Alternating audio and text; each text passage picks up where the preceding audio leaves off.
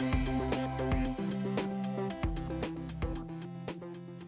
afternoon, guys, and welcome back to the OCG show. You're joined by me again. My name's Abe Foster, and I'm also joined by... I'll go first, I suppose. Yeah, go for it.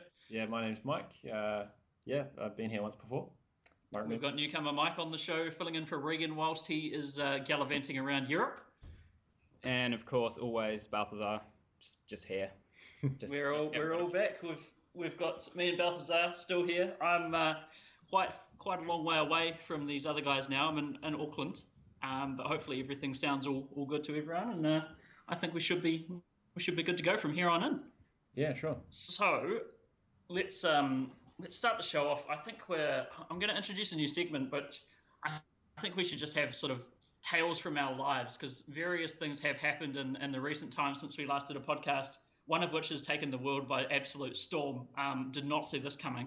So we might actually start with you, Balthazar, if you want to talk to us about Pokemon Go.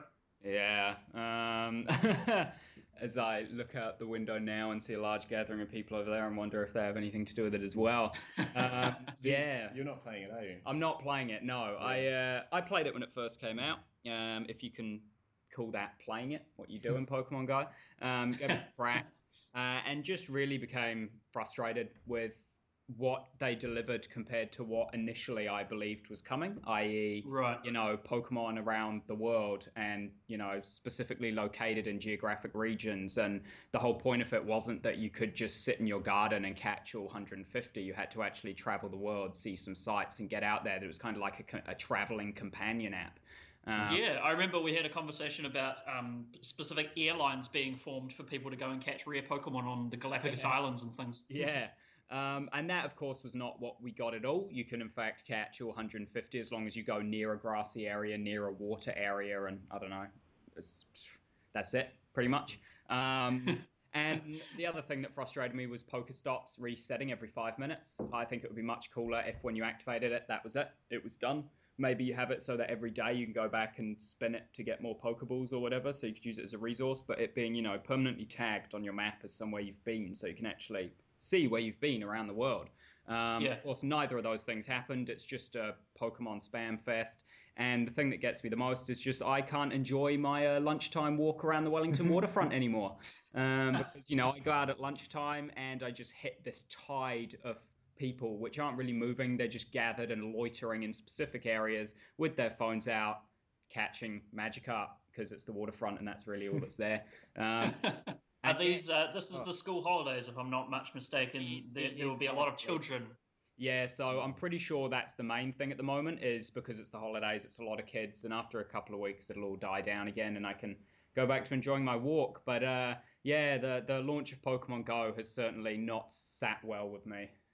It's crippled your lunchtimes. Yeah.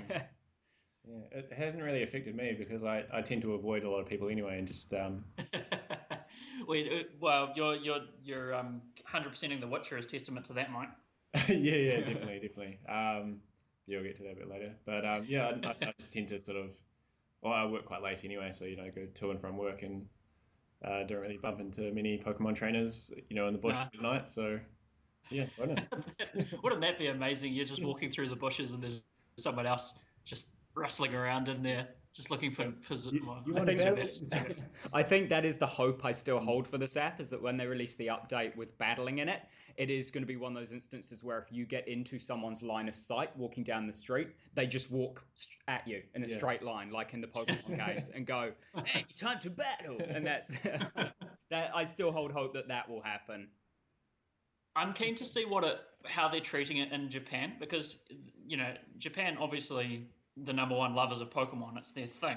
How are people getting more seriously into it? Not just sort of cosplaying, because that's being done all around the world, but are people doing that sort of role play things? Like if you make eye contact with someone, you have to battle them? Is that a thing that's going on? Or? Incredible if that would happen. No, I'll let you know. I'm going to Japan later on in the year. Yes. Yeah, definitely. Yeah, I'll let you guys know if when I'm there, I just get constantly accosted by people demanding Pokemon battles. Well, talking of tales of woe, such as the ones you guys have experienced with all that foot traffic and the crazy Pokemon people, when I moved up to Auckland, some weird things happened to do with my PlayStation account. So I don't know if you've ever lost a save file, but it kicked me right in the guts. Um, in particular because the save file was for The Witcher 3, which, if my previous stories about The Witcher 3, how difficult it is for me to try and finish that game, to be reset back hours and hours and hours. I think I must have lost about 16 hours of progress or something like that. That's And painful. I recall our yeah, last conversation about The Witch 3 was you saying you wanted to get back into it and actually finish it this time, and I'd finally managed to convince you to not start another new game and just carry on where you were up to. it was you did as well. So when I was setting up my PS4 again, I'm not sure if it got knocked around in the travel in transit kind of thing, or if because it gave me the message about, I'm not sure if you guys have ever turned off your PS4 before it was safe to turn it off. That Yeah. it always gives you that message. I think what might have happened is the PS4 is notorious for not turning off for ages. So when you actually turn it off, the lights go off and it makes a clicking noise, and then you actually have to wait about 30 to 40 seconds before it's actually safe to pull the power plug out. Yeah. So I've had run-ins with this before, and I think when I was packing it up to move, that sort of slipped my mind, and I think I might have just yanked the power cord out before it had time to do that. So it's given me warnings like this in the past, and I've ignored them.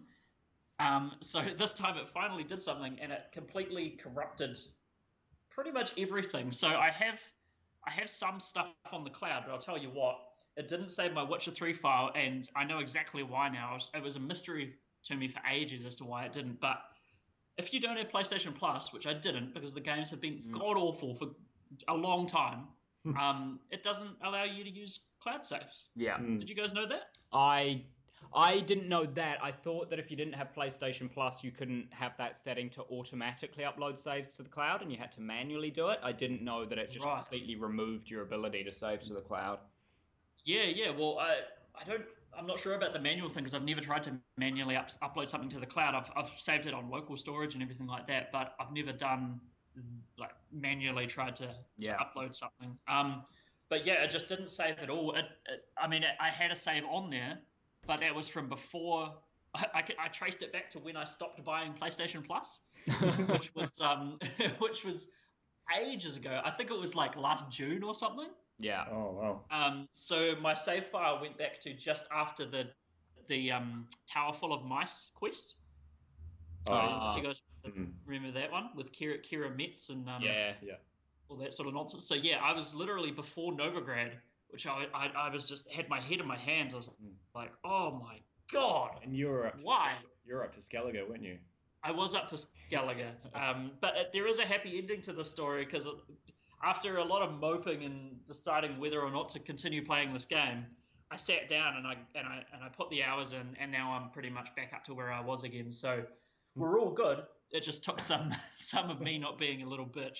Yeah. I get that completely. I changed the hard drive in my PS4 probably a couple of years ago now.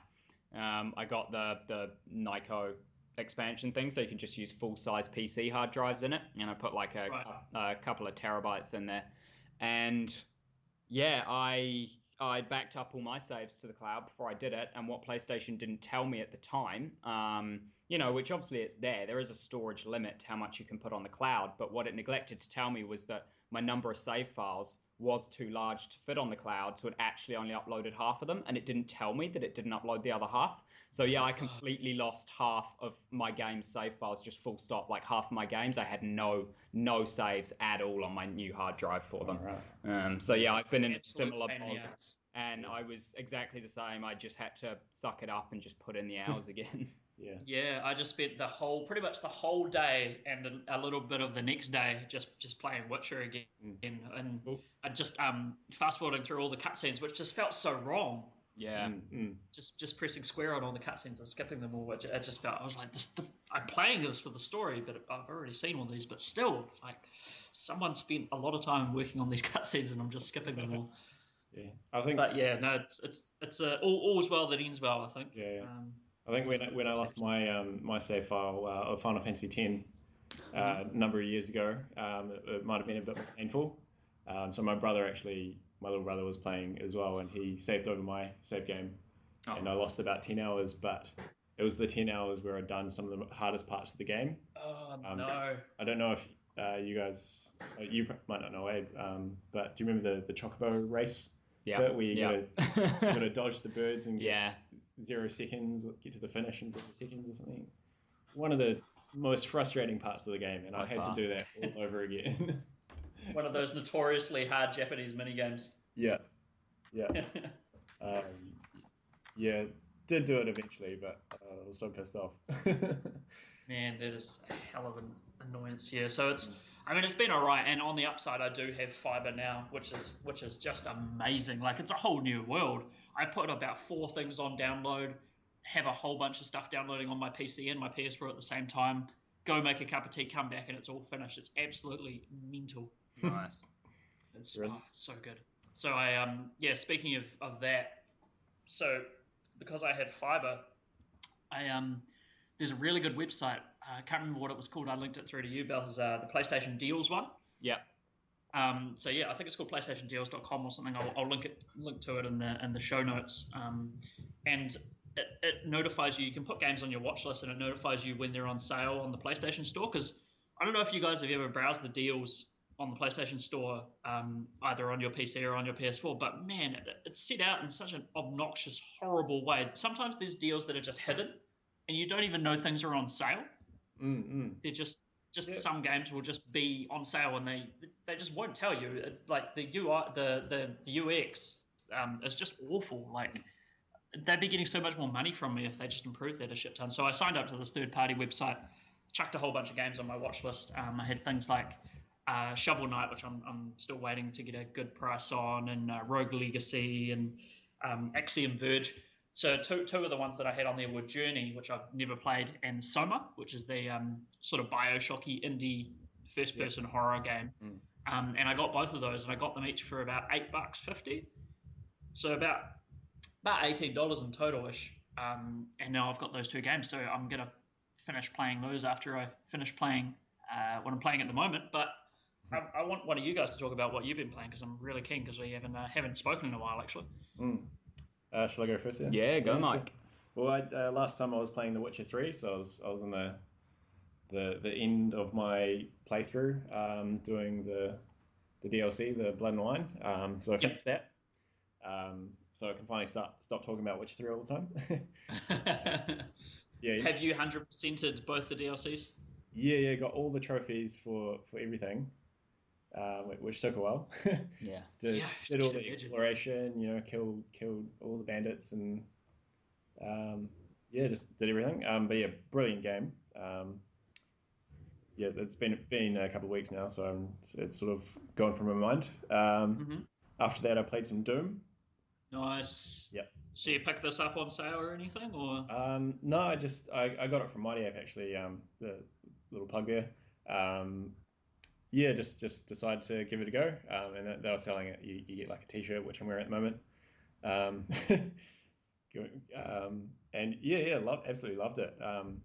End up getting the platinum trophy for that as well, actually.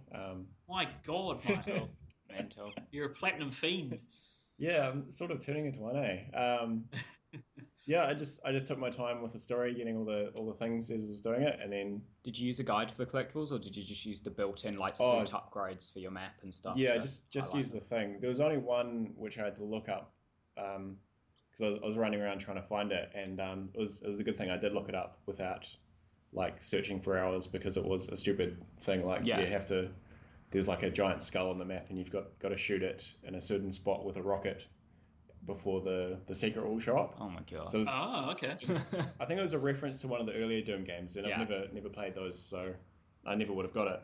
But yeah, I just happened to look that one up. And then the rest all, like, you can just use the map and things like that to find everything. So yeah, managed to blast through it, and then I had a look at the trophies, and there were only a few more that I needed to get, just for like multiplayer and doing the snap map.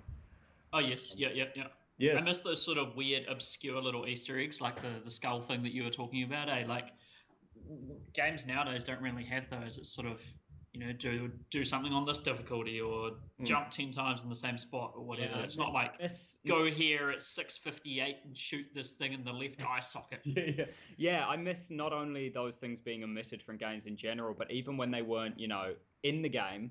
In early PS3 games, when trophies were first implemented, even if the game didn't have a secret, the trophies would get you to do weird shit like that. Like there would be a hidden trophy, and you wouldn't know what it was until you unlocked it, and it would be something like spun around 3 times counterclockwise and then no scope to necromorph in the ass or something for like Dead Space 1. And it's like, that shit was awesome because if you just stumbled across that playing the game, you were like, fuck yes. Yeah. I remember so it's that like sort of stuff, trophies used to be a way of adding more of that fun, replayable shit into games. And now it's just like, finish the story on hard, get to level 10, win a multiplayer game.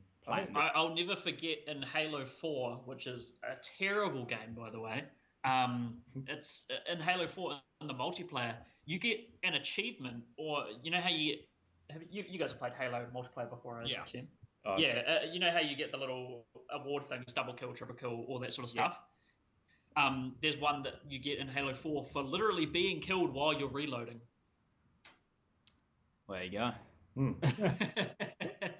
Your silence says more than you ever could. One of the most ridiculous ones I think I've read about is on Elder Scrolls Online.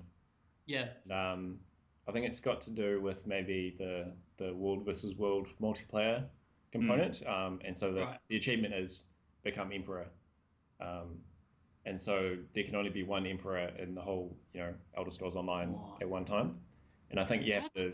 So I think you have to do something like get the most points or something out of millions of people playing this competitive online mode. Don't quote me on any of this. This is just could be making this. Could you essentially get that achievement if you put more money into the game?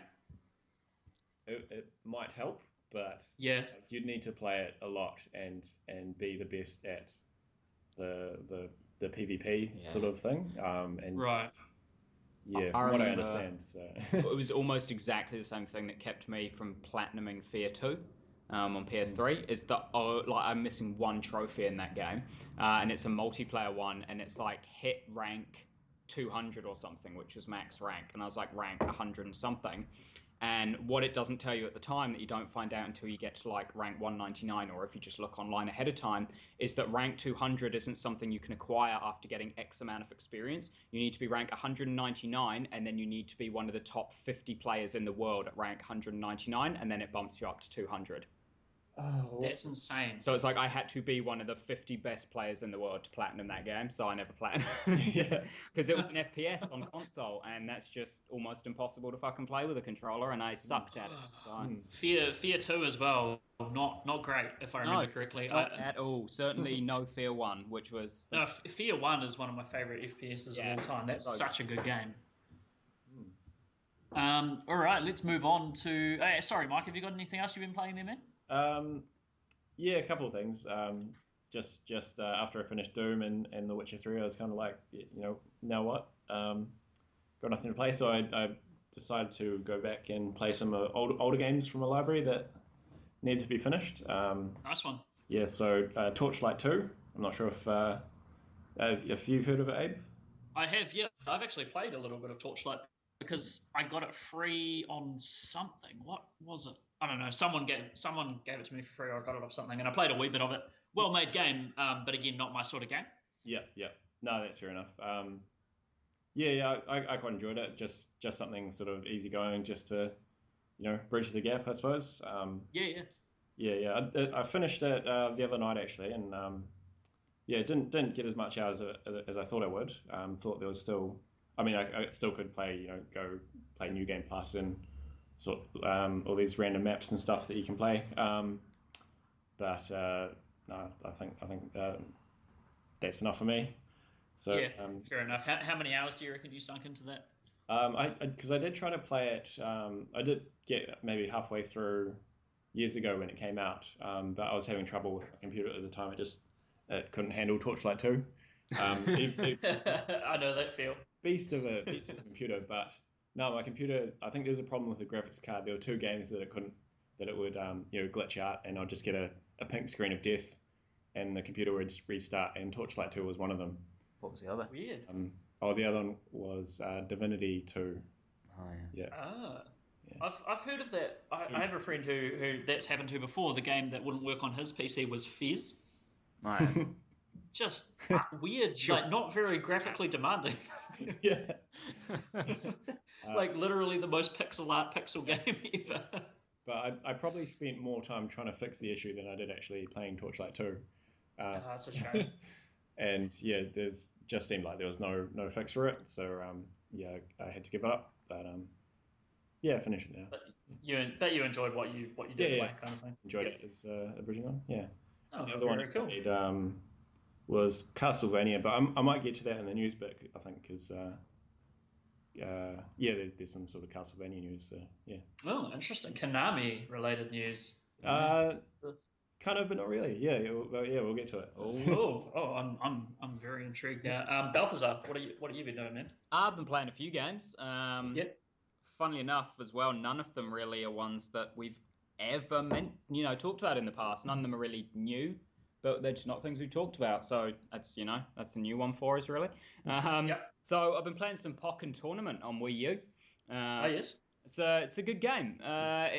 Is that actually a Pokemon thing? Is it? Or? Yeah. So it's basically, it's funny because all of them, it's just called Pokken Tournament, but on the disc itself, it tells you, finally what it truly is. And the disc is called Pokemon X Tekken. And that's what it is. It's Tekken with Pokemon characters, but also in a more 3D environment rather than just side-scrolling.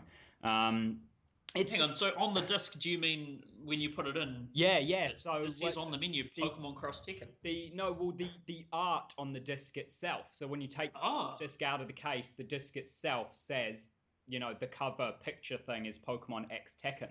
Wow, that's very odd. Yeah, so it's a fun game. So it's just Pokemon though. It's not Pokemon versus Tekken characters. No, it's just Pokemon. That'd be a it's all I'm like I want to see Heihachi. It would be cool, Heihachi versus Charizard. Shit out of Pikachu. But yeah, no, it's fun. It's got some cool stuff in it that kind of haven't really seen in fighting games before. The breakout mechanic is quite a fun one, which is where essentially the fight will always start off 3D. So it's kind of like a camera behind your character. You kind of are charging forwards and doing moves. And certain combos that you can do will turn the fight into a more classic side-scrolling fight style. And it will rein the camera in to a side one now where you're on the left and your opponent's on the right and you're kind of moving sideways. Okay. And then you can do other powerful moves that basically hit them so hard they break them out of the screen and it breaks it back into 3D again. So it's pretty cool because there are some Pokemon, like for example Machamp, who's just a physical fighting based who works really well when you rein it into the 2D side-scrolling fighting. But then if you manage to break him out of that and get into a free-roaming one, he becomes a bit shit because all his moves are up close. So there's some cool mechanics and cool, I guess, kind of control that you need to have over the battlefield to win. I've just been playing Gengar because he's fucking awesome. Gengar's a fantastic character. So when you're playing as a Pokemon, can you use more than four moves? Yes. But here's what I really like. Innovation. Here's what I really like is it's something that you don't really notice at the time because it's just a fighting game. But when you actually stop and look at it, you're like, okay, so Gengar's low, for example, let's say since it's Pokemon X Tekken, let's put it in Tekken terms, instead of like your low punch, say it's that combo of moves, it'll be a low short range attack like a low punch, but you'll notice he actually just like swings his tongue to the side and you're like, oh, it's Lick, the Pokemon move. Or, he'll do one where it's like a quick forward dash and jump. And you'll see how he executes it, and you'll see that maybe at the end of it he picks them up and slams them, and you're like, oh, it's seismic toss. Like all of the moves are actual Pokemon moves. They're not just punching each other, which is really cool because even though they have a lot of moves, it's all bound to the moves that Pokemon can learn, which is it's really cool. So yeah, really. Do you ever use defensive moves? Like I know in the game, I'm not sure if you guys, but I just spam attack moves. That's how I've only ever played Pokemon. I do the same as well. But yeah, no, I mean, there are some of those more support moves, like, for example, again, bringing Machamp up because he's a, pretty standard fighter. One of his like, ultra move is actually just the buff move Focus Energy. So his ultra move is he'll use focus energy, and then he takes less damage and deals more damage for like X amount of time and stuff like that. Oh, okay. So you can use those buffing moves and stuff, and it'll just change your fight style for X amount of time until it wears off. So yeah, no, they do keep those in. Gengar has kind of a defense curl move where he just kind of shines over a bit and then he reflects the next attack that comes into him and hits them back with it. So yeah, no, it's a solid game. It's really fun. Like I haven't played a huge amount of it. I've probably put in like 8 hours or so because it is just kind of put it in, play it for a bit, and then move on and play something else. It was, to be honest, it was I need a break from playing competitive Overwatch, so I'm going to chill out with a really like easy game for a bit. So yeah, it was, but it's a lot of fun. I'm making my way through the league slowly. I'm in like the B League now or something, which is like the third one. Pokemon League. Yeah, so you start off in the D League. Do you have a trainer and trainer goes? Yeah. So you customize a character, you make your own trainer, and then the start of it, you control the Pokemon directly. But the start of it is always, like you throw out your Pokemon, you're like, go Gengar, and my character, I gave him red eyes, and he's wearing a purple suit, so he just looks like a Gengar. Yeah, so it's like he's that typical Pokemon game character where he dresses like his Pokemon that he uses. So yeah, I had a lot of fun with that. It's a good game. Of course, on the Wii U, so moving on to more Nintendo, Fire Emblem Fates. And I say Fates is the series of 3 games, Birthright, Conquest, and Revelation. I've been playing all 3. So I've finished Birthright and Conquest. I'm on the final one, Revelation. Again, just a Nintendo game, so it's got solid polish. It's just a good fucking game, really. Cool. I didn't know Fire Emblem was on Wii U. No, it's on 3DS. Been playing. Oh, it is on 3DS. Yeah, okay. Didn't clarify. Playing that on 3DS, and it's bloody good. Top-down strategy game, tile-based. So you move your units across. You fight units on tiles adjacent to you. You just have to try and Final Fantasy Tactics kind of. Yeah. You just have to try and beat enemy armies and seize locations and stuff. And there's also the little mini kind of bond increasing game where if you fight next to another person, they start to like each other more. So then in between battles, when you go back to camp, they can have conversations with each other and get married and have kids, and then the kids can join your army because of some weird time paradox other dimension where they grow up really quickly. So you actually expand your army by just making everyone marry each other, which is pretty great. That's pretty much Game of Thrones. Yeah. That'd be kind of weird, I think. You're out fighting. You get with someone like, oh, suddenly we got some kids that are here already. Well, you really get into it though, is the thing. Like I the first time through, I didn't really care about the relationship mechanic. I was just like, oh, whatever. And the second time through, Conquest was quite a bit harder than Birthright. So I was like, all right, I'm gonna work on the relationship mechanic because someone who is married to someone else or what have you also gets immense stat bonuses if they fight with them. So I was like, okay, well, since it's a lot harder, I'm going to play on that and I'm going to make units stronger by having them, get strong bonds with each other. And now by the third one, Revelations, I'm picking my, my most desirable pairings. And I'm like, you can marry you and you can get with you. And I'm spending way more time in the camp in between matches than doing matches, being like, I need to get these 2 together. And here's their kid. Their kid can marry their kid. And like, he's playing matchmaker. Yeah, pretty much. I'm still having a lot of fun with it. You're doing some weird eugenics experiment. Yeah. That's Hideo Kojima's Fire Emblem because there's child soldiers. True. Yeah. Pretty much. Aside from that, I picked up Vermintide in the summer sale on Steam. What's this? So it's a Warhammer Fantasy Left 4 Dead game, basically. So there are different classes. So there's like a wizard, there's an elven archer, there's a dwarven marauder, and you pick your character, and so they use different weapons and attacks and stuff based on what you pick, and then you just move through levels, which is basically different areas of the city, which is overrun with rats, hence the name Vermintide. And it's very much like Left 4 Dead. There's just swarms of these rats that come at you. There's different types of rats.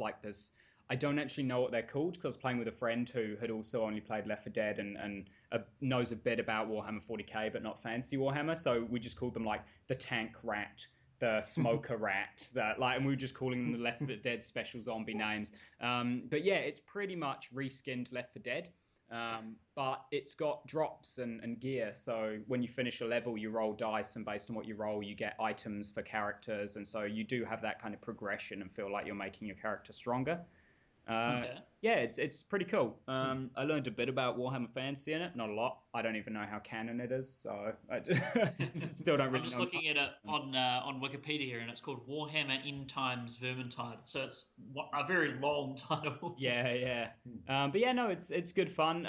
Because I got it in the summer sale. Apparently, a lot of people have picked it up in the summer sale because I found games instantly with 3 other people and stuff, and everyone was playing the early levels and going through. So yeah, no, it's a fun online co-op game. If you like Left 4 Dead and you want to try it slightly different and maybe with a bit more character progression and stuff, then yeah, Vermintide's pretty good. More rats. And more rats, yeah. If zombies freak you out, but you're all right with rats, then yeah. Play this or Dishonored. Yeah, yeah. And finally, Cool, you mentioned, not renewing PS Plus for a while because it's been crap for the longest time, which it has been, I admit. Finally, good game in PlayStation Plus for July. Fury. Been playing a bit of Fury. I was going to say a lot. One playthrough isn't really a lot. Yeah, no, I really enjoyed it. Good game. Don't really know how to describe it because it's not too similar to many other games out there at the moment. It's like a weird mix between a rhythm timing based hack and slash and a bullet hell shooter. Right. So you fight. It reminded me of Shinobi. Oh yeah. Like when I was looking at it, just kind of that arcadey feel, but it also has some of the people who did the music of Hotline Miami, so it's got like that pounding synth score in the background as well. Yeah. And yeah, it's fun. It's essentially all you do is you fight bosses in it. You fight a boss and then you walk up to the next boss, and while you're walking, the narrator kind of tells you about the next boss, which gives it's interesting. It doesn't really have a plot as such. It has a reason for doing things, and then it explains the characters, but it's not really a story. But it's enough. Like it's enough to keep you interested in what the narrator is saying. He also makes some good quips about each character before you get to them, and yeah, it's all the meat of the game is the boss fights, and they're done really well. A lot of complaints I hear. Mike actually had a similar complaint as well. Was about the some of the mechanics of the game, like the dash mechanic and stuff, being unresponsive, or there being a delay after you press the button. But some things like that, I think they're deliberate. It's not like it's an inconsistent delay or anything. It is consistently after you press dash, there's a half a second delay before he dashes, and I think it's just a mechanic that you learn, and it's part of the difficulty of the game is remembering things like that and knowing when to dash based on that delay. Right. So yeah, I'd say definitely. I've heard reports from people saying it's unresponsive and the controls are janky or don't work, but I've had no such issues with it at all. And I mean, if you've got PlayStation Plus, it's free. So I definitely recommend it to anyone with PlayStation Plus and anyone who's looking for a non-Dark Souls difficult game. So a game with difficulty to it, but that's not a Souls game. Right. It's not. You wouldn't describe it as punishing. No, not at all. I'd describe it as the game tries to teach you how to play it, and once you've successfully learned how to play it, there's not really a difficulty curve. So in Souls games, like you need to learn to play it, but then also things do get harder as you go through, and you need to spec your character accordingly to use your gear and make a viable build. Whereas in Fury, because there's no progression for your character, the difficulty just comes in at introducing a new mechanic every now and again that you need to learn, and as soon as you've learned it, it's easy again. So it's definitely the kind of game where once you've finished it once, I think you can probably blitz through it quite easily the second time around because you know all the mechanics and you know the boss fights by then. Okay. But yeah, I mean, I plan on playing it through again. I'm going to try this speedrun mode for it, which is where you have to go through the whole game with one life and you can't quit or save or anything. So I'm going to see if... How long are we talking here? Oh, I don't know. I mean, there's a trophy, I think, for doing it in under an hour and 20 minutes. Wow. Okay. So yeah, I plan on giving it a go, seeing how well I do. I'll probably record it and chuck it up, and just leave all the cutscenes in there and everything, so that you guys can have a watch if you want. Since it sounds like potentially not going to play it the whole way through, but it's a fun game. Soundtrack's good, combat's good, it's good. Awesome. I have to admit, I actually thought the name of the game was furry until this very moment. It would make sense because I mean your little companion narrator guy is a dude dressed as a pink rabbit. He's the rabbit from Donnie Darko, isn't he? That's what he looks like. Oh, Frank. Yeah, Frank. Yeah. Oh, okay. Yeah. So when I saw the game and I saw it listed, I thought it was going to be a very different game than what it actually is. Yeah. It's like, Yeah, I'm not sure about this one. I gave it a go. I got about 10 minutes in, and then as Did you beat the first boss? No, I didn't beat the first boss. So I got up to the bit where it's teaching how to dash, and I couldn't figure out couldn't master the delay. Couldn't master it, and either like run directly into his wave of attacks that I was supposed to be dodging, or just dash sideways straight into the next wave that they had put out. So and then they just kept repeating the same couple of lines of dialogue, and I'm not really having fun here. Slowly drove you insane. Yeah.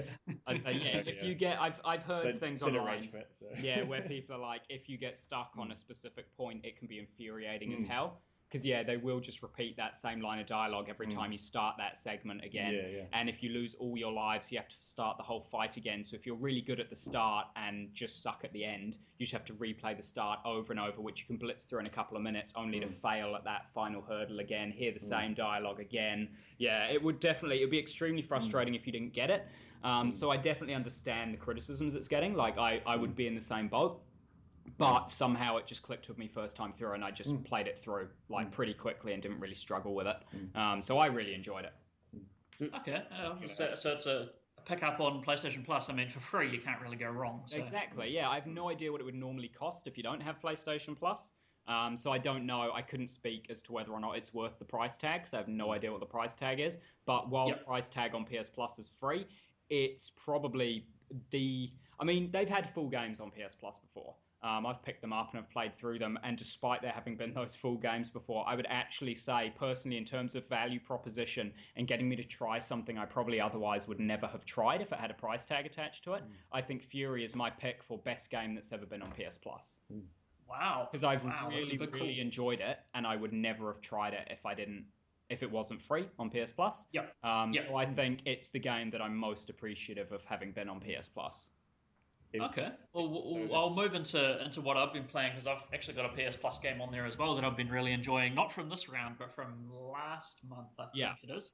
And that is Broforce. Have either of you guys tried this yet? No. It's in my library, but I haven't tried it. No. Yeah. So I mean, I don't like that idea of bro culture and all that. It's horrendous, and it makes the world a darker place. But this is a very, very fun game. So it's essentially the Expendables, the game kind of thing. If you guys are familiar with that movie franchise, so you've got all the big buff dudes from the big action movies. You got you just play as a bunch of old men who are past their prime. Essentially, yeah, and there's a couple of women in there as well. They've got sort of like similar names to the action movie characters, eh? Yeah, so they've just got bro in the title. So you've got like Bruce Willis. the Brodock Saints, like the Boondock Saints kind of thing. It's really, really cheesy. And anytime you're introduced to one, I just groan at the time at their name, because it's horrendous. It's like Bronald Schwarzenegger or something will come up. It's like, oh god. But no, it's actually really, really fun. So it's a pixel art game. But it's also got quite a punishing difficulty. It's a one-hit kill, essentially, game, which I wouldn't have thought just from seeing like the trailers and things like that.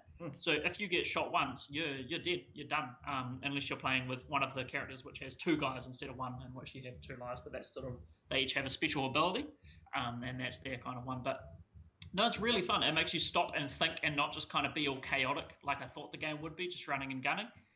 There actually is a lot of stopping and planning, for me at least. And it's also cool because there's explosive barrels and things like that you can shoot that cause massive chain reactions and just completely just obliterate people. And it's nicely gory, it's like pixely gory. So it's always rewarding. I think I remember seeing a bit of it, and there's environment damage as well, isn't there? So you can there's huge environment. So it's like Terraria, if you guys have played that. In terms of it looks a lot like that, and it's like everything's made up of little cubes. Kind of like pixel art painted cubes, and you can pretty much destroy every single cube. Essentially every single. There's some steel ones and things that you can't really destroy, but most of them you can.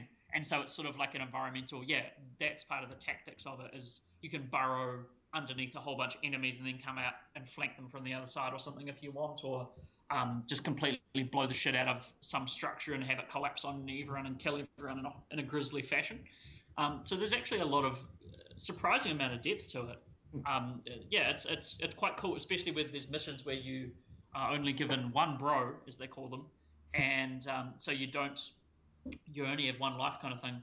So you're just going through stopping and starting and taking people out. It's almost like a stealth game in that way, doing that sort of stuff. But during the normal levels, you find other bros locked up in cages, and you break them out, and then you transform into those guys. But you still have the bros are essentially your lives. So you have sort of 4 bros on the back burner or whatever, and you'll be playing as one. And when he dies, your next one will jump out, and you'll start playing as this person, and they all have different special abilities, as I mentioned before. So yeah, there's like a campaign sort of thing to it. Yeah, there is a campaign. Yeah, so that's what I'm chugging through at the moment. I think I'm about 60% done through the campaign, and I've probably played it for, I'd say, about 5-6 hours maybe. So it's a decent length, and it's one of those ones that I've enjoyed. I've actually just hopped on some podcast or something and listened to those while I'm playing it. So I'm sorry to the sound designers and the music designers of that game, because I haven't experienced the stuff you've worked so hard on. But I do like those games, like Doom. I did that for a little bit with Doom, and then I realized how good the soundtrack is on that, so I stopped playing it like that. But yeah, I'm enjoying those sorts of games, ones where I can sort of do something else at the same time. And Broforce is perfect for that sort of thing, because it's so easy to just pick up and go, and you die and you're back instantly kind of thing, and you're going again. There is some pretty chuggy bits in terms of the frame rate, which is disappointing considering how little there is going on in the game. It does chug. 2D pixel art game. Exactly, yeah. So some explosions and chains of explosions do cause some pretty horrific chugging. But it is few and far between, so I'd only dock like 1 point or something for that. So no, I'd highly recommend that. Give it a go when you guys can. Install it from your library and let me know what you think. The only other thing I've been playing is something that Balthazar's previously talked about, and it's a Steam game. And I've been thinking about it ever since he talked about it, and I managed to pick it up on the Steam sale following the Steam sale where he got it, I think, so a year after.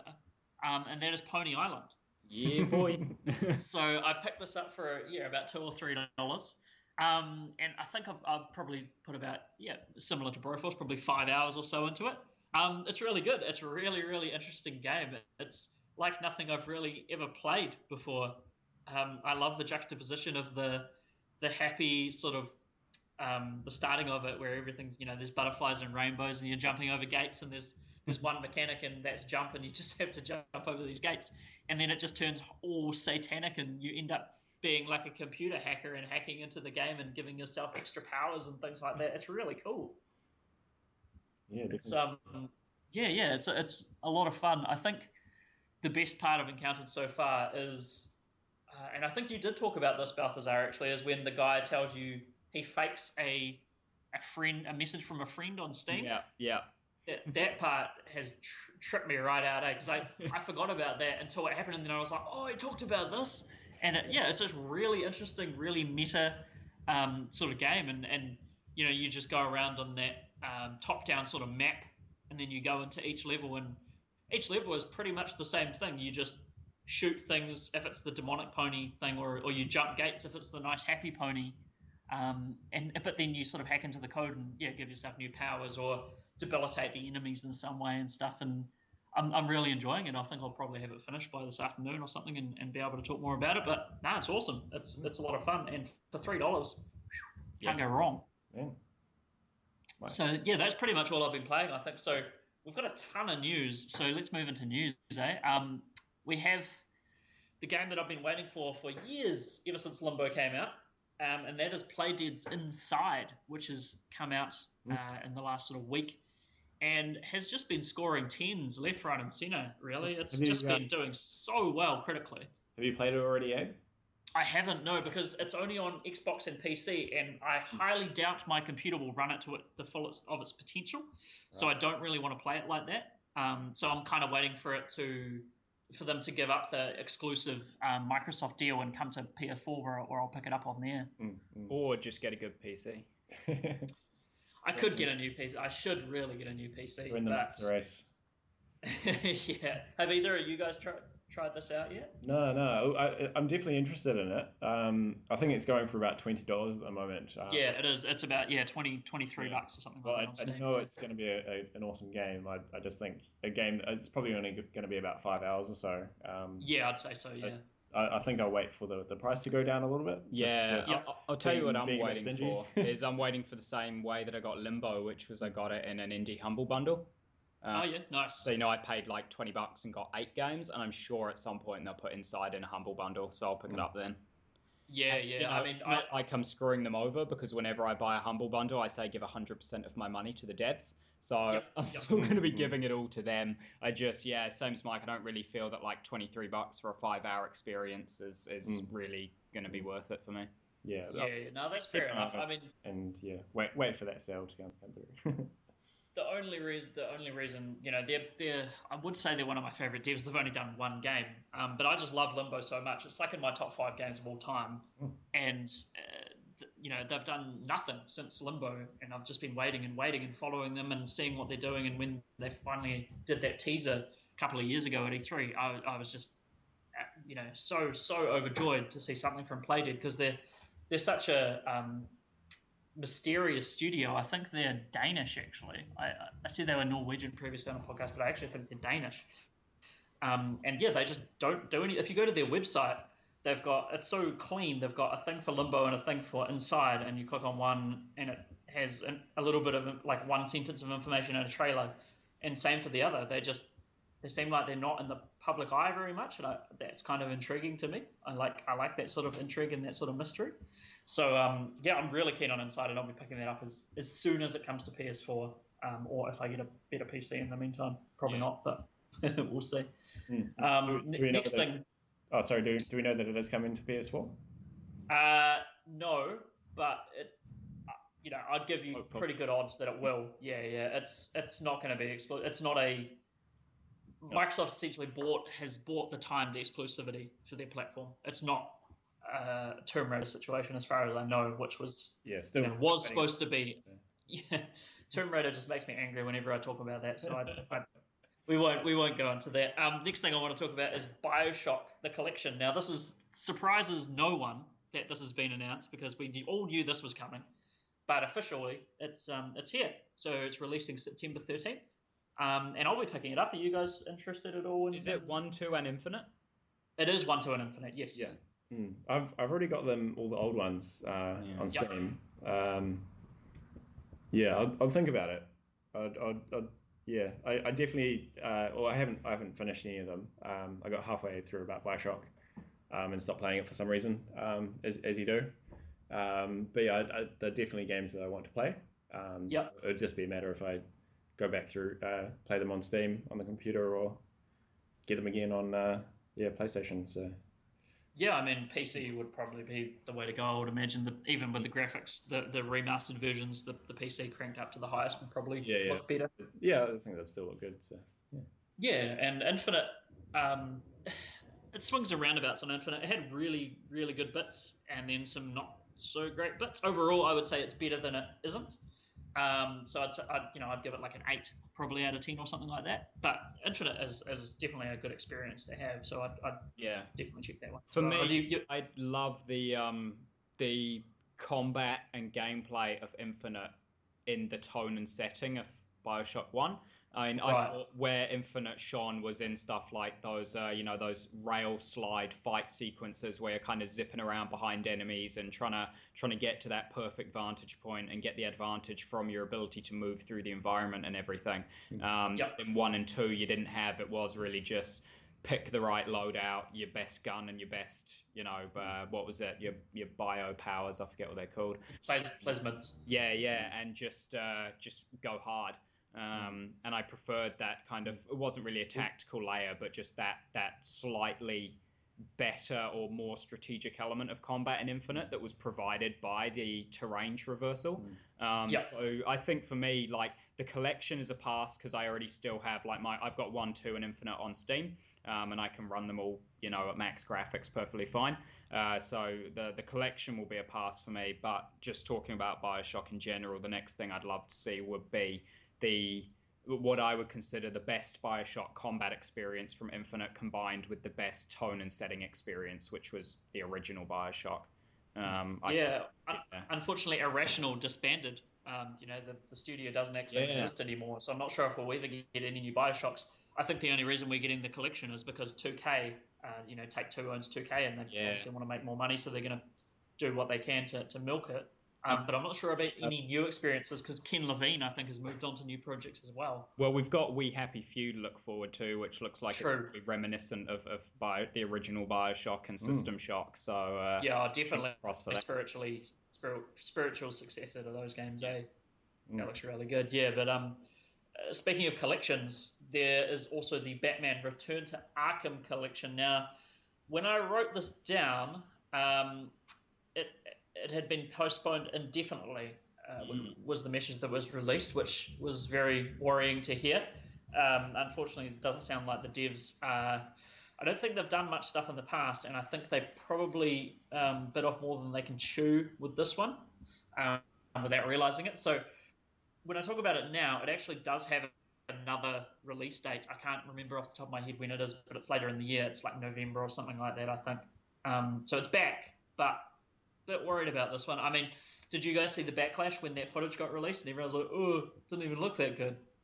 No, I didn't. I've not been keeping on top of this particular remaster.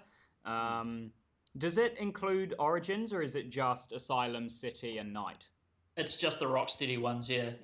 Because I mean, it's probably another, in that instance, another a miss like Bioshock collection for me, which is why I've not really been paying attention to it. The only game in that franchise I didn't touch was Origins because I heard it sucked. And it sucking is still reason enough for me to pick up the collection if it included it, because I haven't played it.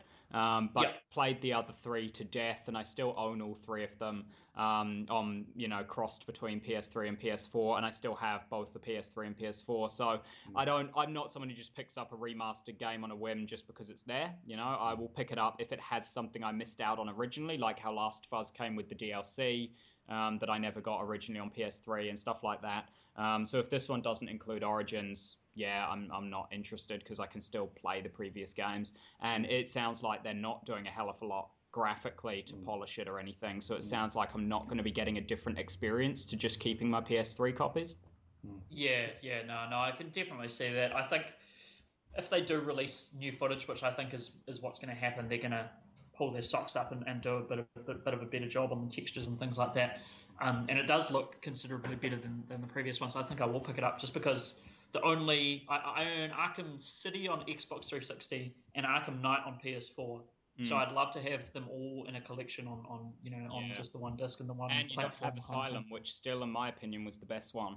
I know exactly. Asylum is a controversial opinion. Everyone loves City, and some people who could look over the Batmobile stuff loved Night. But yeah, for me, Asylum, that game's storytelling was never done better than when it was done in a completely linear game without the open world elements. So I love Asylum best of all. I definitely agree.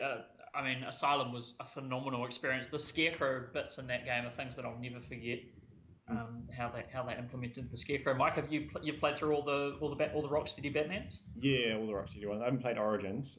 Yeah. But I do remember. I think it might have been today even reading online in one of the Facebook groups is people saying actually it's actually not that bad. So I've heard that as well, actually, from people from friends who have played it through it and said it's not that bad. So I might actually have to check that out at some point.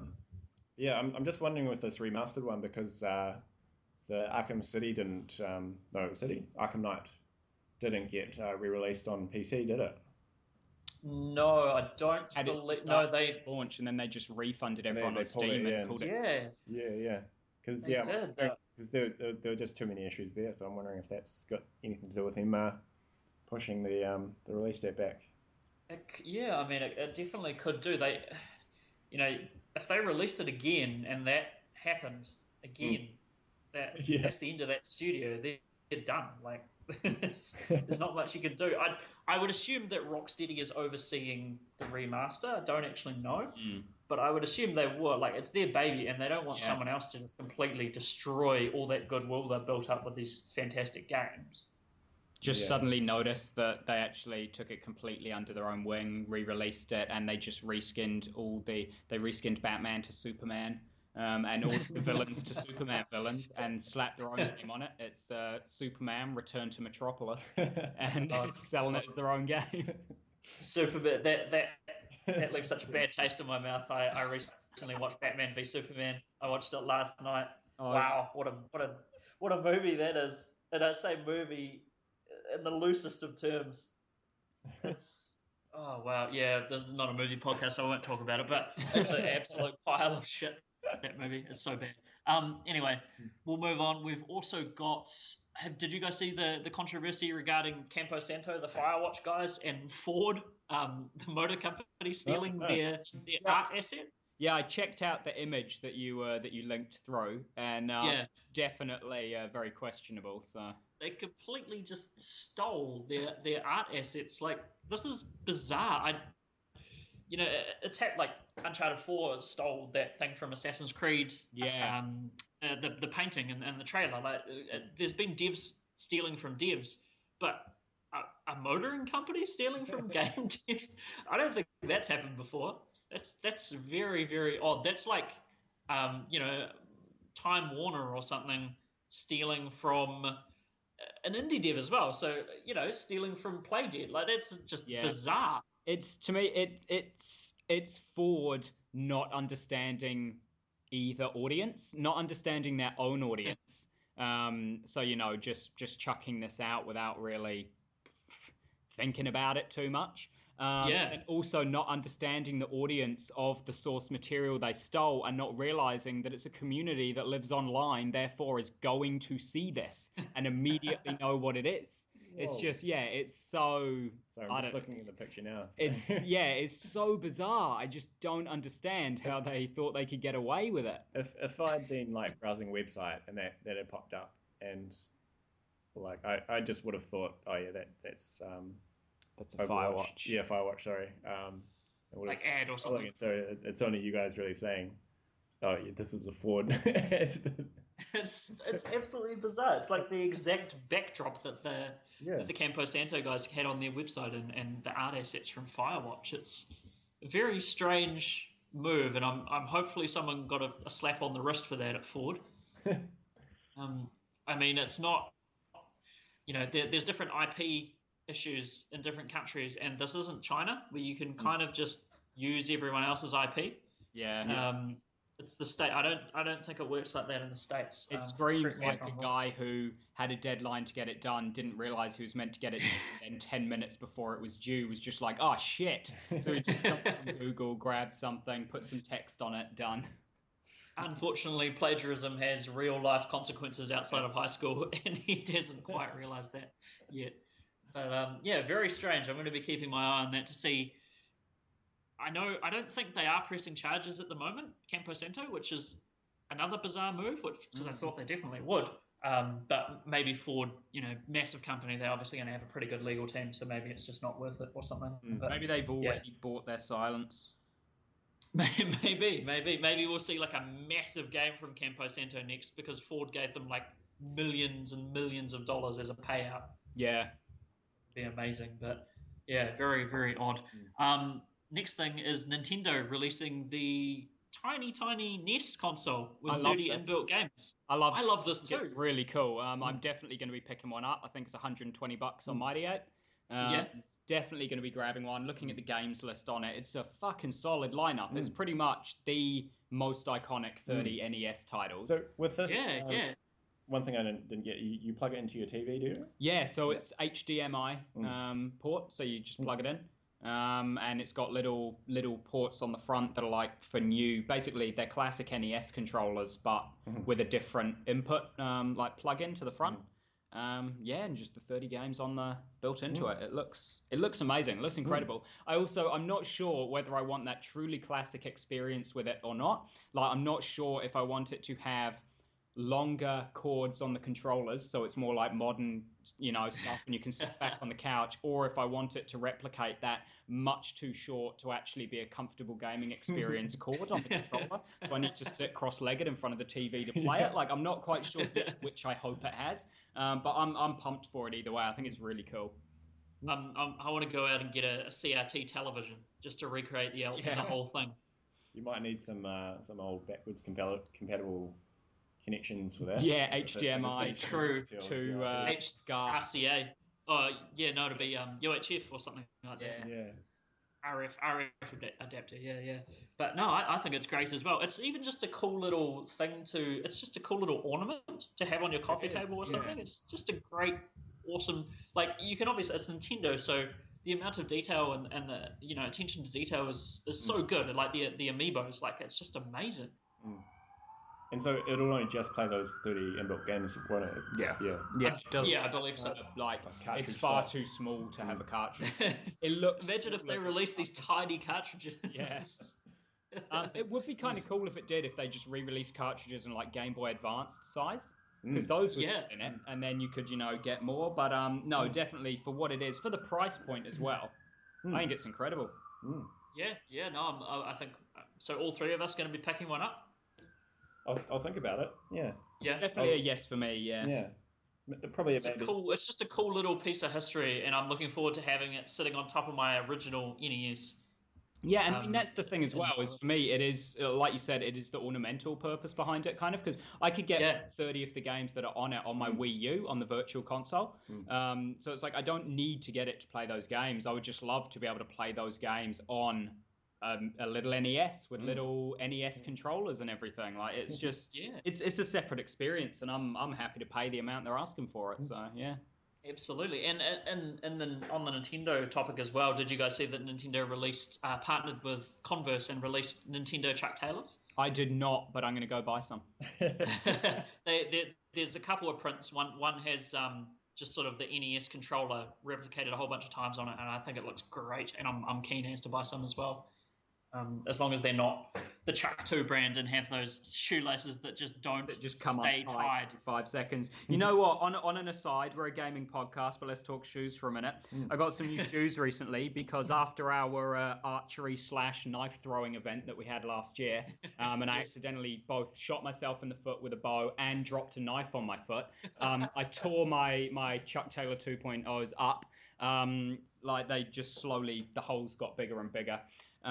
So I got some new shoes the other day, and it's not just those Chucks, Abe. It's just new shoelaces. I've now got I got some Adidas shoes. Don't really know the style or anything, but pretty much once a day, at least one of my shoelaces will just come untied from sitting still, not even walking. I'll be sitting still, and then I'll stand up, and my lace will just be untied. That's the worst. Some light jiggling is all it takes to undo those laces. Modern laces. I don't know if they've changed the fabric that they make the laces out of so that it doesn't generate friction and stay tied anymore or anything.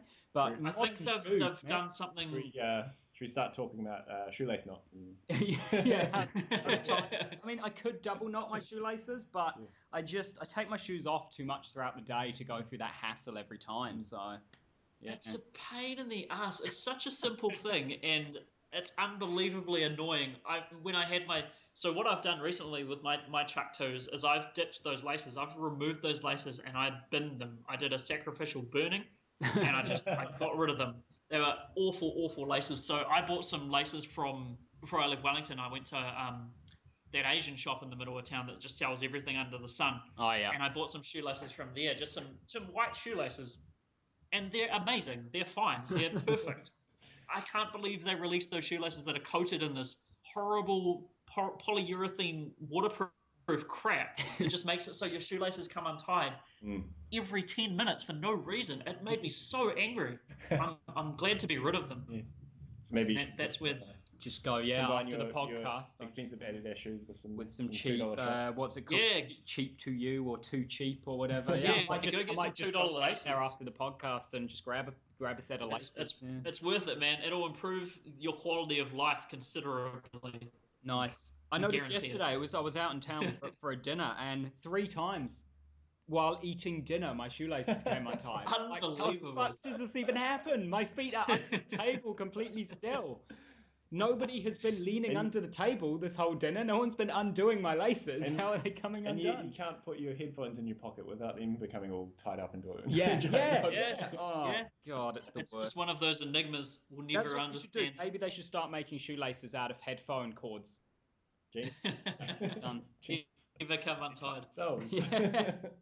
Just put your anyway, we'll out the door and they'll be move on from the fashion section of the podcast. A couple of quick news items that I'll touch on really, really fast. There's rumors of EA working on a Burnout title, which I was overjoyed to hear because Burnout was absent from E3 and I was quite gutted about that. Burnout / that weird kind of all-terrain vehicle, every vehicle under the sun wireframe demo that they had like 3 years ago. Does that mean EA's got the Burnout license? Yeah, EA, if I'm not mistaken, own Criterion. Right. Because Criterion are also working on some Star Wars stuff for EA, so I think they must own Criterion, who have done all the Burnouts kind of thing. So yeah, there's rumors of EA / Criterion working on a Burnout VR experience.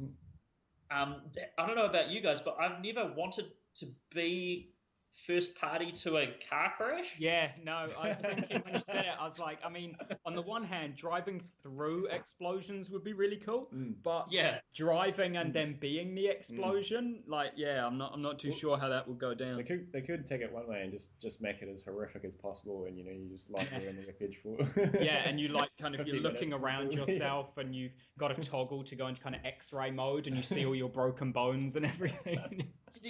Just imagine like crash mode on Burnout 3. We just plow into like a 4-lane highway, and you're just being thrown around like a rag doll. It'd be terrifying. Well, that's one thing I'm wondering how they'll do with VR is because thinking of Burnout 3 Takedown is you're driving along, you're smashing another car into the wall or whatever, and then it sort of pans behind to see how it's unfolding, and so how's that going to work? I guess you just look up in the rearview mirror and just see the pile up behind. I suppose they could find a way to do it. Even going into that sort of third-person view outside of the car. Yeah, or it might give you another screen, a little mini screen or something to see the wreckage behind you as it's happening in slow-mo kind of thing. You drive into oncoming traffic. Exactly. So I think it's fundamentally troubling, the idea of a Burnout VR title. It just doesn't seem like something anyone's going to want. Like, who wants to be we go out of our way to avoid car crashes. I mean, I guess it's one of those things where you've got to assume it's not like exclusively VR. You can just sit down and play it with a controller on your TV. If that's the case, then everyone's going to pick it up still, because they can still have that classic Burnout experience. And if there are those 5 people out there who are just like, oh man, I really want to get into a horrific car accident but not die, then they can chuck their headset on when they do it. And oh god, it's going to give people some post-traumatic stress disorder again from people who've actually been in car wrecks as well, if they decide to. I don't know why they decide to play that, but some people are pretty fucking stupid. It can happen.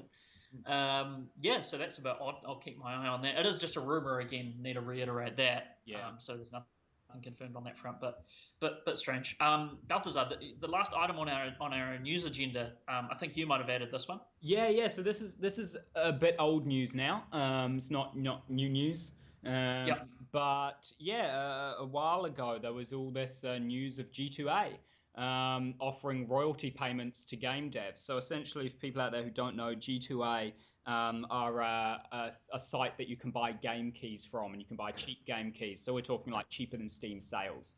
And quite often, the way that they're able to source these cheaper keys is they're stolen. They're either stolen or they are purchased through a stolen credit card, and then the credit card holder issues a charge back later. And people buy keys from G2H. People out there just want cheap games. Like they see it for $18. They're buying it from what they assume is trustworthy. They're buying an official key, so they are just under the impression that cool, the dev will get my money. I'm buying a legitimate copy. And then of course the other side is every now and again, doesn't happen too often, but sometimes a developer will annul the keys basically and be like, well, these were stolen. So then the person who buys the key is also out of pocket. So something G2A said a while ago was that in order to kind of maybe try and stop the keys from being annulled, and if there are stolen keys, help the developers get some money, is for developers to basically sign a deal with G2A so that they get a percentage of any sales of their games that go through G2A. And I guess from their point of view, they were like, well, we're doing something that we're hoping will give us good publicity because we don't need to do this. We aren't the ones acquiring the keys illegally. We're acquiring the keys legitimately. Just the people we're buying them from may have acquired them illegitimately. Right. So as far as they're concerned, they were just giving away money where they didn't necessarily have to. But where the developer was concerned, it sounded more like, hey, we've stolen shit from you and we'll give you some money for it, but you need to let us keep 90% of the money for the stuff of yours that we stolen and now reselling. So it didn't come off quite how they wanted it to. Yeah, I mean, essentially, stolen keys on G2A are pretty shit. Like, buying them in general, a consumer doesn't know. So if it becomes annulled, they've just lost their money and they can do nothing about it. The developer, if they're suddenly stung with a chargeback, it's worse than having the game pirated, because at least if the game is pirated, someone got the game for free. But if they buy a key off G2A and the cardholder issues the chargeback, then that developer has now lost money as well as a copy of the game. So yeah, it's really weird, and it's odd that was what G2A, rather than addressing the fact that there may have been stolen keys and trying to kind of explain their side and be like, we aren't acquiring them illegitimately, we are acquiring them perfectly legitimately. If this has happened to the outside, and kind of just issuing a warning to people buying the keys from them, I guess, saying, hey, it may be stolen, it may become annulled. Instead, they just kind of tried to buy the developers off and be like, hey, don't make a fuss or annul any keys. We'll give you $2 for every $20 sale we make or whatever. Right. Which just sounded a bit shit. It's an odd one, and G2A also stock, if I'm not much mistaken, Counter-Strike skins. Do they not? I think they do. Yeah, I think you can get CS:GO skins from there.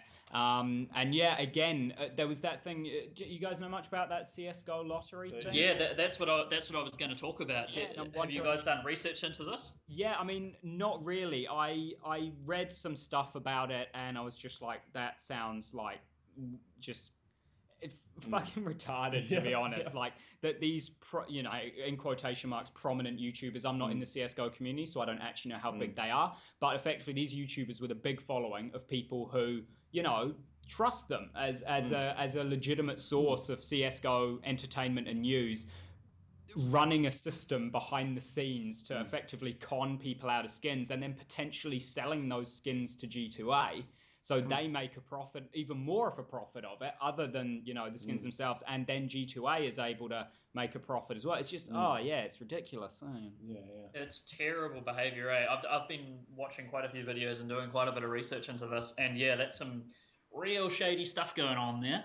Those two guys, I can't remember their names, and I don't really want to publicize them either, to be honest. But some weird. They are big. They have millions and millions of subs on YouTube. These guys. One guy's British and I think the other guy's American, and they're both co-owners of the CS:GO Lotto website, which is where all this nonsense was going on. And there was a video that got leaked and turned into a GIF where one of the guys is doing a stream, and he's on the CS:GO Lotto thing, and up the top you can see his Steam username logged in. It says CS:GO Lotto bot. And he quickly signs out of it and signs into his own Steam account. But that got made into a GIF after this happened, and everyone's like, "Oh my god!" Read about that. So that's actually something that happened, and not. Oh yeah, no, you can find the video online of that. It's just search his name and like logs out or bot or something like that, and you'll be able to find it. It's pretty hilarious. Yeah, and all that stuff happened after they both pretty much stated like, "Oh well, we never misled anyone. Like, we never said we didn't run it or, anything like that." And it's like blatant action was taken. Or there were things where they said, "Oh, but this happened before we got involved with that website." They're both listed. You look at the documents and it's like, you're the founder. What do you mean before you got involved with it? You created it. If the site existed before you did this thing, you were involved with it. Like, it's just the whole thing. One of them even was saying on stream, it's like, "Oh, I found this cool website," and So I got talking to these guys on Twitter or something. Oh, a so friend's like got me onto this cool Yeah, whatever. yeah. And it's like, been talking you on Twitter, yourself, and you it's like, did no, it. you were talking to yourself on Twitter. the evidence is all there, eh? It's ridiculous. And these guys are going in saying, oh yeah, we joined the company later on. It's like, yeah, you made the company. There's legal documentation showing you made the company. There's like snapshots of them before and after, 24 hours after the story broke, where they've made amendments to their Twitter profile and stuff saying owner of CSGO Lotto and things like that, which they didn't have on there previously. It's just absolutely ridiculous. And I hope they get just, I don't know, some horrible fine, go to jail, whatever needs to happen, because this is just awful behavior. As many people have mentioned online, this is teaching kids, 13, whatever, to gamble. That's what it is. And some of them are losing hundreds and hundreds of dollars, and I think thousands of dollars. One of them as well thought that, everything's okay now because all the skins that I got through the site from people gambling them, I gave away. Like, he ran a competition to his viewers or whatever to give them all away, and it's like, that doesn't make anything right at all. You still lied about all this shit, and, okay, you gave the skins away, so you no longer have any of the profit you made from it, but did you give them back to the people that lost them to you through, your own false advertising and everything? It's like, no, you just ran a promotion and gave them away to random people. Yeah. It's like you've done nothing at all to make amends for what happened. You're just trying to be like, yeah, I did it, but I'm not as bad as the other founder because he hasn't given all the money away. Like, that's it. Absolutely ridiculous. I'm enjoying watching this because it was one of those, hive mind things online where once this broke, and it was a YouTuber called H3 Productions, who's actually quite good. And once this broke, people just went ape shit, and they just started spamming these people's Twitter accounts. They lost a whole bunch of subscribers. Like, the internet is a wonderful thing at points, and it's amazing to watch it in action. Sometimes, just completely destroy people who need taking down a peg at points. So yeah, quite interesting scandal, and probably the biggest sort of video game news in a while in terms of actual repercussions in the real world, and this sort of stuff. Yeah, I mean, you often hear immediately, breaking news when a scandal like this happens within the development industry, but it's certainly been a long time since kind of just the video game community has had a scandal like this. Yeah, definitely. It's been ages since anything. I can't even think of the last time something like this happened. Really, can you guys? Totally different kind of situation that arose, but the last thing kind of on this scale I recall would have been the legal battles with Jim Sterling and oh yes, and that developer, whoever it was, Digital Homicide. Yeah, and the supposed defamatory statements he made or whatever when he was just like, I don't like your game. Yeah, awful games that they've made. Oh god, yeah, but I mean, is there anything else you guys want to talk about in the news? Anything that you've noticed that's come up here, really? Castlevania. So I was playing one of my old Castlevania games recently, but the reason for that is one of the old guys who worked at Konami. I'll just pull up his name. Hideo Kojima? No. Somebody else. Koji Igarashi. So he's done a lot of Castlevania games while he's at Konami, and he since left Konami, I think, a couple of years ago. But a lot of Castlevania fans were just saying, hey, you need to keep making Castlevania type games because these are awesome games. I don't know if you guys played many of them. Castlevania, I played a little bit on one of the Game Boy Advance emulator back in the day, but not a huge amount. Yeah, I've not played a lot. I mean, Castlevania falls into that genre, Metroidvania, and I was more on the Metroid end of those games. So I played a lot of Metroid games, but not a whole heap of Castlevania, no. Yeah. What did you play, Abe? I can't actually remember. Sorrow? What was that one, sorry? Castlevania Aria of Sorrow? I'm not sure. How many of them were there on Game Boy Advance? Lots. There's crap. Weird names like that, like Harmony of Dissonance and. It might have been. Is there Symphony of the Night? Is that on GBA? That's on PS3, I think, isn't it? PS1. Oh yeah, I think yeah. they Oh, it's PlayStation 1, isn't it? remade it on PS3 as well. Symphony of the Night. That's one of the best ones. I think that's the first one that that Koji worked on. Yeah, that's one of my most favorite games of all time, I think. Oh, yeah. But yeah, so basically, you know, you got your Joe Vampire Hunter. You go to Dracula's castle to kill him because he keeps coming back. And you start off, you don't have much, and you know you go through the castle, you kill some monsters, you get stronger, learn new abilities, and Get a whip. yeah, not in all the games. So yeah, Symphony of the Night. You actually do start off with some like cool equipment, but one of the first rooms you come across, Death, and he just steals all your shit and just runs away. So then you got to like, oh, that scamp. yeah, then you got to punch the next skeleton you see to to continue. But yeah, great fun game. So it's all about sort of exploration and you know, getting stronger, and then sort of you'll get to a point and then you'll gain a new ability which allows you to progress further. So you know, like the classic double jump. Yeah, great fun games. But yeah, anyway, so this guy Koji, he's creating a new game. I read actually he put it on Kickstarter. And so what was the biggest Kickstarter? It was Potato salad. no. The Shenmue 3, Oh I yeah, think. Yeah, so Shenmue 3, yeah. Oh, Shenmue 3, yeah. yeah, Shenmue 3. So before it was the biggest Kickstarter before Shenmue 3, I read. So I think he wanted like, you know, 500,000 and got 5.5 million or something for it. So yeah, this new game he's making is called Bloodstained. And it looks like, you know, all the best of Castlevania. It's 2.5D, so you know, sort of still the 2D platformer, but with a 3D sort of you walk through it. Like depth of field kind of thing. Yeah. And then you know, you'll kill monsters and get abilities and yeah, the same sort of thing. Yeah, and it looks awesome. I'm real keen for it. Is this Bloodstained Ritual of the Night? Yeah, that's the one. Okay, cool. I'm looking at it now. Yeah. Yeah. Jim Sterling put up a video of it, and people got mad because normally you go through the castle and you there's like lanterns and stuff, and you smash the lanterns and you get like coins and stuff. And he wasn't smashing all of the lanterns. And so it is quite frustrating because when you're playing it, you do smash all the lanterns to get money. Yeah.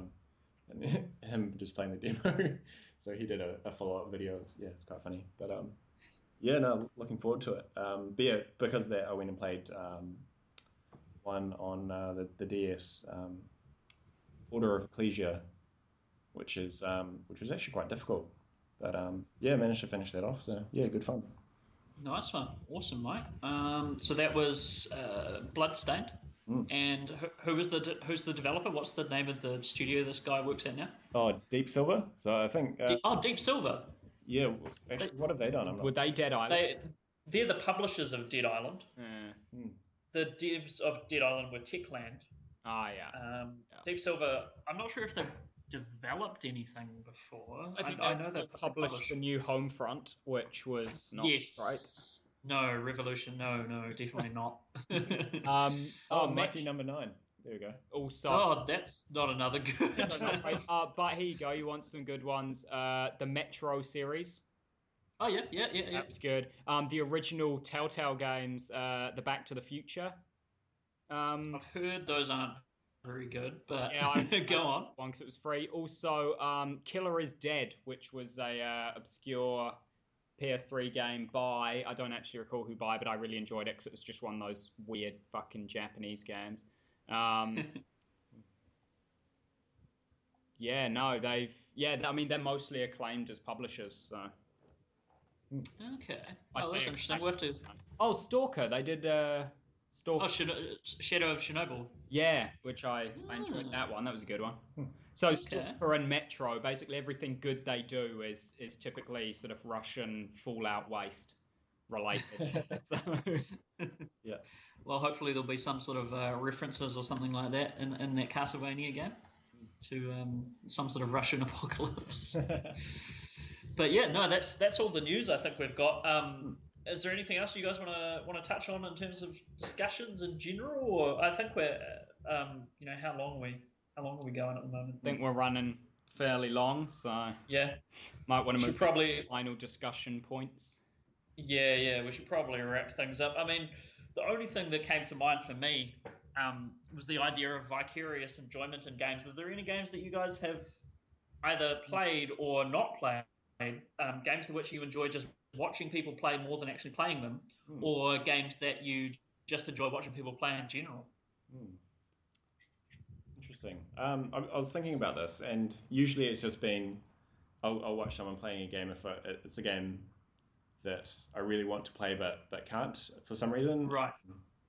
Either historically because my computer wasn't good enough at the time or that sort of thing. So watch people play Minecraft because I couldn't even play Minecraft back in the day. Or if I'm interested in something that's coming out or want to get a better idea about review codes or whatever. Yeah.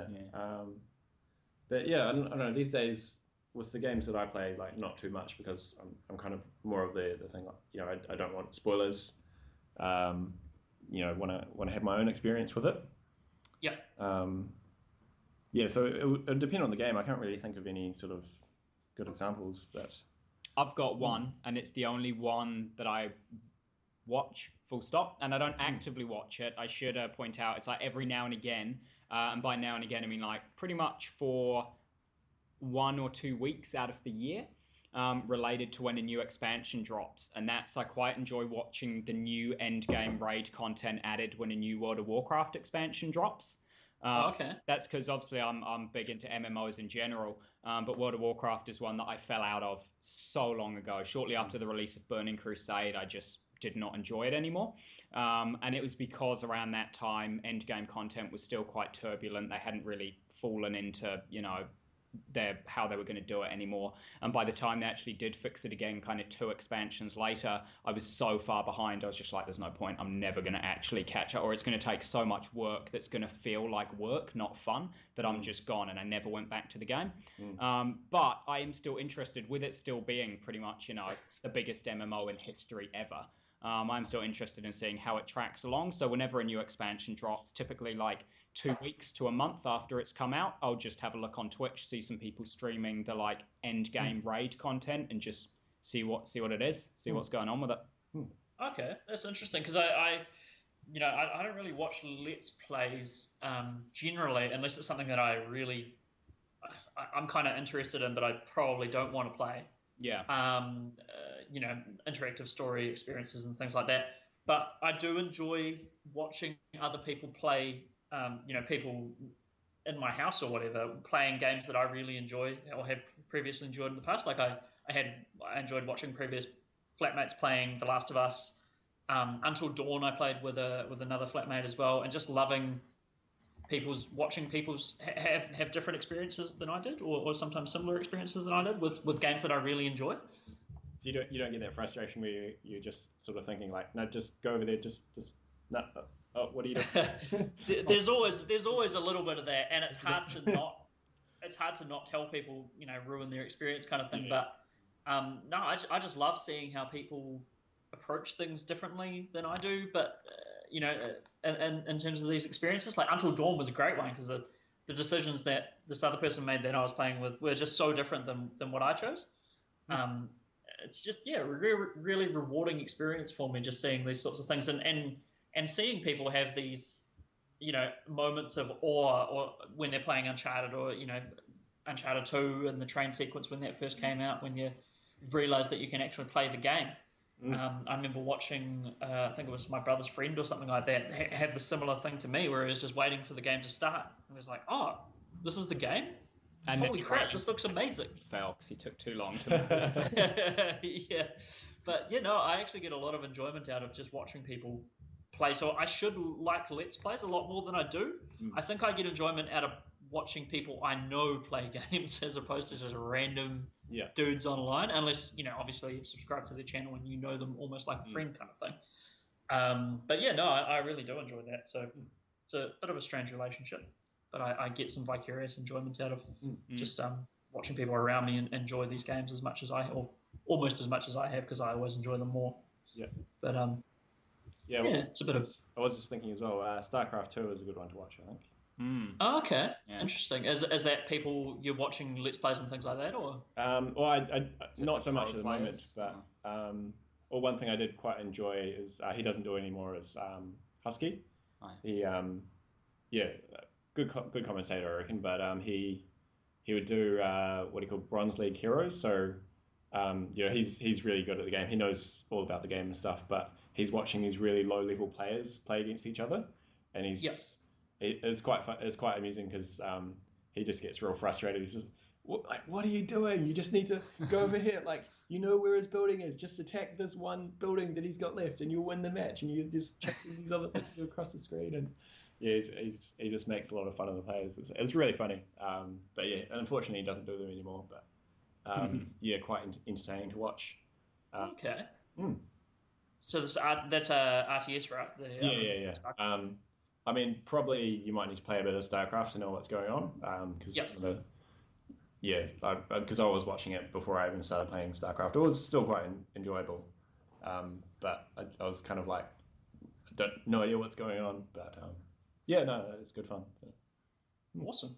Well, I think that's probably about wraps us up. I think, unless you guys have anything else that I've got springs a to mind. final topic that we could end on as a final say for each of us, which is we're just over halfway through the year now, 17th of July. And often when you get to the end of the year, and of course at the end of the year we'll have our Game of the Year podcast. You tend to kind of just remember things more recent, especially because a lot of devs wait until the end of the year to release their big titles to try and snatch those awards. So my thought was just, what's your game of the half year so far? We might forget the games that released early in the year by the end of the year. So if you were to have to pick a game of the year now, what's your big game from 2016 so far? Ooh, that's a toughie. I can start it because mine's easy. Yeah. When it comes to just enjoyment and hours invested and everything, Overwatch. Overwatch, yeah. That's an easy choice for me. Still playing it several hours a day. So yeah.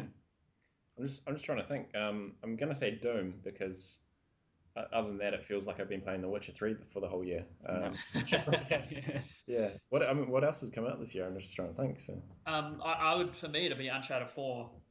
I mean, that would just lived up to everything I wanted it to be, kind of thing. So it was the most AAA experience I've ever had. Yeah, nice. So I couldn't fault it, kind of thing. I'm just looking at other things that have come out this year as well.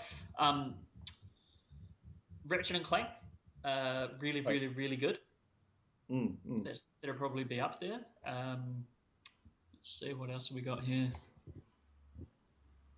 There's things like Firewatch and Unravel and various things like that. They're really good, but they wouldn't be top tier kind of things, unfortunately.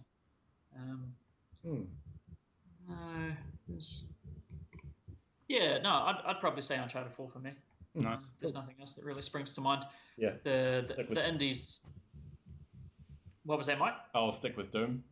Stick with Doom. All right, that's cool. So we've all got a AAA game as our best of the year. And now we just wait and see if come December, when we're having our end of year lineup, if any of these games make it another 6 months and remain our favourite.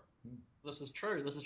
There's one coming up next month, which I'm pretty intrigued by, and I don't want to get into it, so I won't bring up the name. I'm pretty sure you guys can probably tell what it is. I think I know what it is.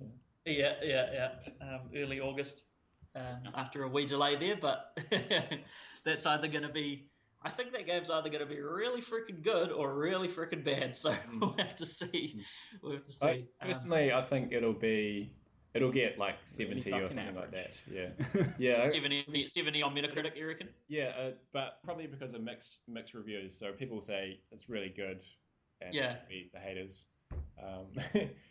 See, all I want from that game is about 40 hours of gameplay, and then that's all I ever want from a game, really, is about that much, because otherwise I just lose interest. So if I can get that from it, I'll be happy. And I think I should be able to get that from it if there's this many things. Cool. Right. And then we'll just not say what game it is. So. Yeah. We'll never speak the name of the game. Even when we're reviewing it next month, we'll never say the title. Yeah. That about wraps us up, guys. Thanks for tuning in again, and apologies for our absence and potential strange noises going on in the background and things as we get ourselves set up in this sort of two-way thing we've got going on now. So yeah, cheers for tuning in, and we'll be back again in a fortnight, hopefully. Yeah. Cheers. Cool. Yeah. See you next time.